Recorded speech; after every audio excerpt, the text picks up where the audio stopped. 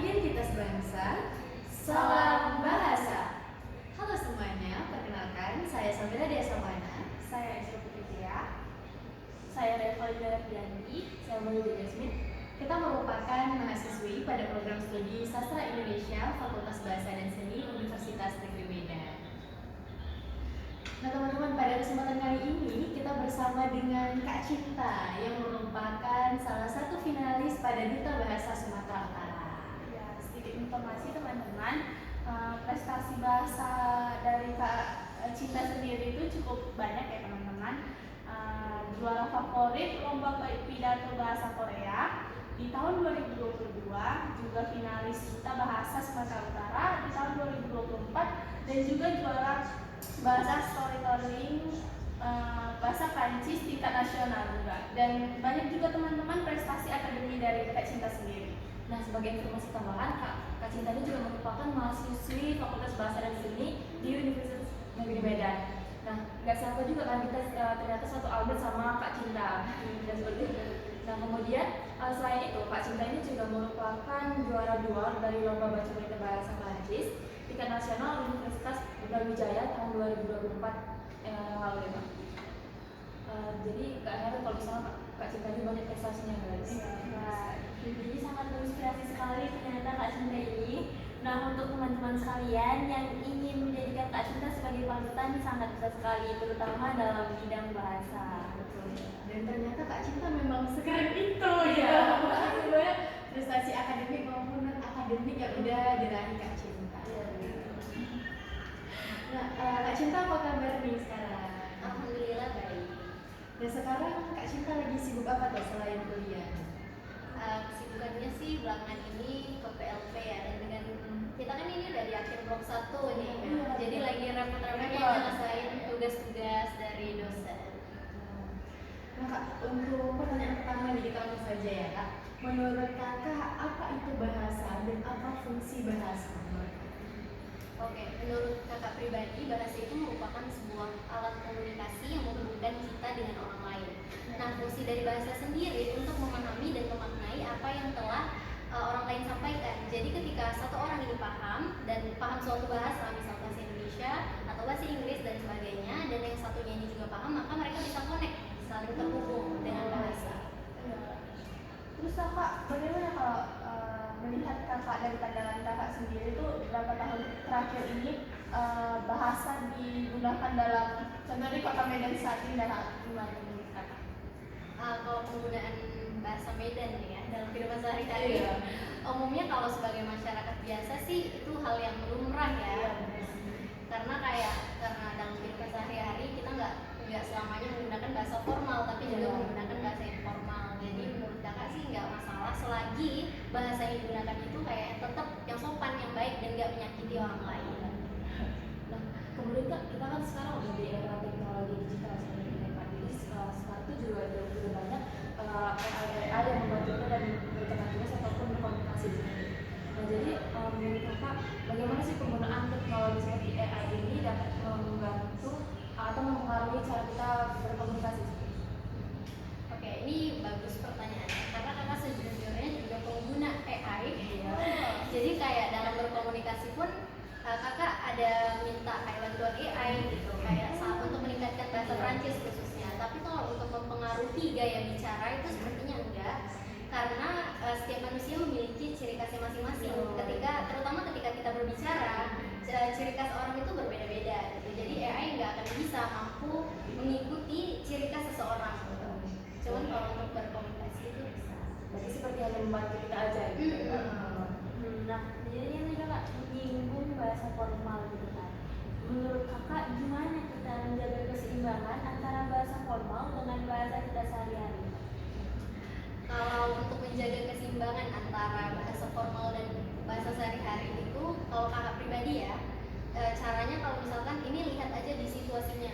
Kalau misalkan lagi di situasi formal, kayak misalkan lagi rapat, presentasi, atau di situasi yang formal, itu bisa menggunakan bahasa yang formal. Tapi kalau ke teman, berbicara kayak sama masyarakat luas, itu biasanya sih informal, kecuali sama orang yang lebih tua, itu bisa pakai bahasa yang formal. Jadi tergantung situasi dan kondisi. Benar. Nah Kak, tentunya Sumatera Utara sekarang ini tuh kan banyak tuh Kak bahasa daerah-daerahnya kan. Menurut Kakak apakah perkembangan digital ini mempengaruhi penggunaan bahasa daerah itu Kak? Menurut Kakak sendiri? Perkembangan digital mempengaruhi Bahasa bahasa daerah. daerah. Menurut kakak sih berpengaruh ya, karena gini, di era sekarang kita tahu di digitalisasi itu udah merebak di mana-mana gitu, dan terkadang juga ada beberapa orang tua yang bahkan tidak meneruskan bahasa daerahnya ke anaknya, sehingga bahasa tersebut bisa saja bisa punah gitu bahkan. Jadi ada juga tuh ada 4, kalau kakak tidak salah ada 4 bahasa daerah yang sudah dinyatakan punah karena tidak ada lagi generasi sebelumnya yang meneruskannya. Jadi pengaruh digital sebenarnya ada pengaruh positif dan negatifnya. Terutama kalau di dalam hal positif, banyak juga kayak penelitian-penelitian yang ngebahas tentang bahasa daerah gitu supaya dilestarikan. Dan kalau di dalam kehidupan sehari-hari itu bahasa daerah sebenarnya perlu ya, apalagi itu kayak bahasa ibu kan. Karena Indonesia itu terkenal dengan berbagai macam suku budaya, jadi bahasa itu perlu dilestarikan. Nah, kembali ke peran Kakak sebagai duta bahasa nih. Apa sih peran duta bahasa itu dalam melestarikan bahasa daerah agar tak hilang? Oke. Jadi peran duta bahasa sendiri itu sebenarnya ada, khususnya di bahasa itu ada banyak ya. Jadi kayak kemarin nih, jadi di duta bahasa itu ada 9 KKLP. Jadi kayak ada penerjemahan, literasi, revitalisasi bahasa daerah. Nah, jadi itu program-programnya kayak mereka, kita sebagai duta bahasa itu kayak datang ke tempat-tempat yang terpencil gitu. Jadi kayak menyemarakkan bahasa gitu. Jadi agar bahasa daerahnya itu tidak punah gitu. Jadi kita melakukan sebuah sosialisasi kepada masyarakat atau daerah terpencil agar bahasa itu terus tetap terjaga. Nah Kak, tadi kan melakukan sosialisasi tuh. Nah setelah sosialisasi pasti kan kalian juga mendapatkan dampak baliknya kan kepada kalian tentang bahasa daerah itu. Apakah dari duta bahasa sendiri tuh ada membuat suatu buku atau apa gitu tentang bahasa daerah? Ada. Berarti kita bisa akses ya nih. Iya, bisa diakses juga secara online. Iya. Jadi itu khusus bahasa daerah yang juga. Iya, jadi setiap tahunnya itu ada tuh namanya perlombaan dari Balai Bahasa Provinsi Sumatera Utara. Jadi itu kayak nanti mereka nyari tuh siapa yang bisa bahasa daerah. Nanti ada yang membuat naskahnya, terus kemudian ada yang membuat gambarnya, dijadikan komik kayak buku cerita anak. Nah, berarti cerita anak berbasis daerah. Iya, bahasa daerah. Menarik berarti. Iya. Terus banget sih, karena cukup banyak Kak tugas-tugas kami yang menyinggung untuk melestarikan bahasa daerah sendiri. Iya. Tapi kan karena memang cukup terbatas gitu, kita kemana nih harus menggali ini gitu. Karena dosen-dosen juga kan Pak cerita sama kami juga kalau misalnya susah sulit gitu untuk penelitian dalam bahasa daerah sendiri. Iya. Jadi kan kalau misalnya udah ada bukunya kayak gitu bisa diakses ya. Kapan Iya. aja. Lebih mudah jadinya lebih Kita butuh ini sih informasi dari Kak Cinta ya. Kamunya apa nih? Jadi kita nggak capek juga terus inspirasi buat dosen-dosen kita juga kan. Kalau misalnya penelitian yang berjalan lagi bisa menggunakan buku-buku dari duta bahasa tadi. Iya. Terus gini Pak, ada nggak pesan-pesan dari kakak itu bagi kami adik-adik kakak nih kan? Gimana penggunaan bahasa yang baik dan benarnya? Oke, tips dari kakak sendiri untuk menggunakan bahasa Indonesia yang baik dan benar itu adalah dimulai dari diri kita sendiri terutama. Jadi caranya itu kita membekali diri kita dengan ilmu. Jadi kayak kita habis membaca sesuatu, kita melihat kata tersebut baik atau tidak, baku atau tidak, jadi kita lihat, habis itu kita terapkan di diri kita sendiri, pelan-pelan kita terapkan di kehidupan sosial kita. Nah, kalau misalkan di dalam kehidupan sehari-hari kepada teman itu biasanya nggak berlaku, kalian bisa terapin di dalam situasi formal, misalkan kayak presentasi itu bisa menggunakan bahasa yang baik dan benar. Karena dengan begitu itu akan lebih memudahkan kita dalam berkomunikasi dengan orang-orang. Dan ternyata jika diteliti banyak juga nih warga negara Indonesia yang bahkan tidak mengetahui padanan kata sesuatu, misalkan seperti HP, mereka umumnya taunya HP smartphone, tapi mereka tidak tahu padahal padanan katanya itu adalah gawai. Ya, bahasa Indonesia Bahasa lain gitu dong. Iya. Jadi itu teman-teman pesan buat kita semua, penggunaan bahasa yang baik dan benar. Nah kemudian Kak, jadi juga bisa berfungsi sebagai alat untuk menggambarkan dunia, ataukah bahasa itu turut membentuk kita cara memandang dunia? Begitu, Kak. Menggambar dunia dan membentuk dunia. Iya, memandang dunia juga. Kalau menurut kakak sendiri sih ya, bahasa itu bisa digunakan dalam konteks apa aja sih sebenarnya, selagi itu dalam hal positif. Jadi kalau misalkan bahasa Indonesia nih, kayak kemarin kan bahasa kita yang dipakai dalam sidang resmi UNESCO gitu kan. Nah jadi sebenarnya itu bisa menjadi ciri khas kita tersendiri gitu. Jadi kalau misalkan di dunia internasional nih, orang umum kan taunya itu bahasa Inggris ya, tapi kalau kita bilang bahasa Indonesia, mungkin ada sebagian yang tahu, tapi ada juga sebagian enggak. Nah dari sini kita bisa memperkenalkan bahasa Indonesia kita sedikit demi sedikit di dunia internasional. Jadi dalam dari sudut pandang dunia itu bisa dilihat dari mana aja sebenarnya, selagi itu dalam hal yang positif. Jadi Kak, menurut kakak ada kemungkinan nggak bahasa Indonesia itu menjadi bahasa internasional? Menurut kakak sih pasti ada, pasti ada. Kita perlu optimis itu. Iya. Selagi kita menggalakkan bahasa Indonesia di dunia internasional atau dalam dekatnya kehidupan kita sehari-hari melalui gawe kita masing-masing, kita bisa tuh bikin status jangan asik pakai bahasa Inggris atau pakai bahasa asing. Kita bisa pakai bahasa Indonesia. Jadi orang-orang termotivasi dengan bahasa kita. Iya. Jadi menurut Kak Dewi ya, apa sih makna berbahasa yang baik dan benar itu menurut Kakak? Apakah itu hanya soal aturan atau ada nilai tersendirinya dari bahasa itu? Oh, kalau menurut kakak pribadi ya, bahasa tersebut sebenarnya pasti ada nilai-nilainya. Jadi misalkan kayak di bahasa Indonesia gitu kan, sebelumnya kan bahasa Indonesia itu menyerap dari bahasa Melayu ya, kemudian distandarisasi, kemudian jadi bahasa Indonesia. Nah pasti ada nilai-nilainya, tapi harus ada yang membedakan bahasa Melayu dengan bahasa Indonesia gitu. Jadi kalau di bahasa Melayu mereka punya ciri khasnya tersendiri, di bahasa Indonesia mereka juga memiliki ciri khasnya tersendiri. Jadi kalau nilai-nilai itu biasanya nih ya, sepengetahuan kakak dulu, orang-orang dulu itu kayak menggunakan bahasa kan udah awalnya nih sebelum bahasa kan kayak dari simbol atau tulisan gitu ya. Nah, jadi karena dengan adanya bahasa ini kita bisa menggunakan bahasa Indonesia yang baik dan benar itu dalam hal yang positif gitu. Jadi kalau untuk nilai-nilainya itu pasti ada, karena biasanya mereka menganut dari bahasa tulisan kemudian menjadi lisan. Maka dalam konteks filsafat bahasa tuh ada yang berpendapat bahwa bahasa sebagai penjara bagi pemikiran kita. Nah, apakah menurut kakak bahasa itu sebagai sesuatu yang mampu membatasi atau justru membebaskan manusia dalam berkomunikasi atau berpikir? Menurut kakak sih bisa membebaskan dari berpikir gitu ya. Jadi seperti yang kita tahu ya, manusia itu memang banyak berpikir ya. Kalau dibandingkan berbicara, lebih banyak berpikir. Mereka berpikir dulu kemudian baru berbicara, bukan berbicara dulu baru berpikir. Itu terbalik ya. Itu sering terjadi tapi Iya, sering terjadi ya. Makanya banyak hal-hal yang tidak diinginkan gitu. Jadi kayak ketika kita menyakiti orang lain tanpa dipikirkan terlebih dahulu, itu kan bakal berdampak negatif bagi seseorang. Nah, kalau untuk bahasa ini dapat membebaskan kita dari pikiran tadi, itu sebenarnya ungkapan yang bagus sih. Karena memang dari bahasa kita bisa berkomunikasi, kita bisa menyampaikan apa yang ada di pikiran kita gitu.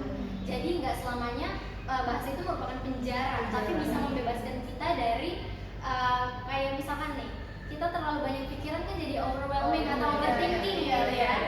Jadi dengan berbicara, dengan bahasa kita bisa meluapkan apa yang kita rasakan gitu. Jadi menurut pandangan kakak nih, Kak, apakah bahasa sendiri itu mampu menyampaikan kebenaran secara objektif atau penggunaan bahasa sendiri selalu dipengaruhi adanya perspektif dari subjektif yang si pembicara katakan itu, Kak? Kalau yang itu sih menurut kakak, cara seseorang menyampaikan sesuatu ya, itu biasanya sih bisa terbawa dari pengaruh dari orang lain.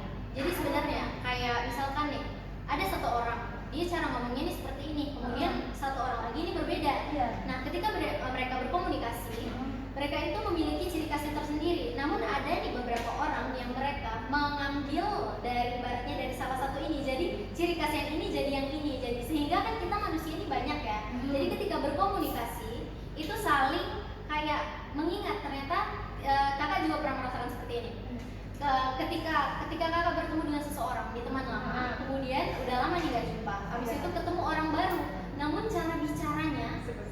mengingatkan kakak terhadap orang yang lama ini. Iya. Sama. Jadi orang lama tuh Iya. menyimpan ciri khasnya sendiri Iya, gitu ya. benar. Kemudian kan ada pandangan kak dalam filsafat bahasa. Jadi ada sebuah kata dapat memiliki berbagai makna tergantung konteksnya. Nah, menurut kakak pernah nggak kakak merasa itu makna yang disampaikan oleh seseorang itu bisa berbeda dari apa yang mereka maksudkan? Misalnya tergantung pada interpretasi individu yang mendengarkannya. Jadi misalnya kakak ini menyampaikan sesuatu maksudnya tuh ini gitu, tapi orang itu memandang itu lain gitu. Salah artikan. Iya, salah artikan. Kalau kakak pribadi sih pernah ngerasain juga di mana disalahartikan. Iya. Iya. Jadi sebenarnya gini ya, kalau untuk penggunaan bahasa kan ketika kita menyampaikan yang ini maksud kita, tapi ketika orang lain menafsirkannya secara berbeda, itu sebenarnya itu perlu adanya pendengaran yang baik gitu. Jadi ketika kita menafsirkan sesuatu itu jangan dilihat dari satu sudut pandang aja sebenarnya. Jadi harus dilihat dari sudut pandang yang luas. Jadi agar ketika kita berbicara dengan satu orang atau orang banyak itu mereka tidak mensalahartikan. Dan ketika kita berbicara, kita harus juga paham gimana bahasa kita itu, apakah mereka mudah menerimanya ataukah justru mereka kayak mengartikan itu dalam hal yang lain. Jadi penting untuk menyimak dengan baik dan menggunakan bahasa dalam sehari-hari itu yang baik juga agar tidak disalahartikan. Mungkin selain menggunakan bahasa yang baik, menggunakan nada yang benar juga seperti itu. Benar. Iya, Karena itu benar nadanya tuh keras. Iya, padahal lembut rupanya. Artinya ya itu yang dibilangkan, yang dinamakan dengan soft spoken.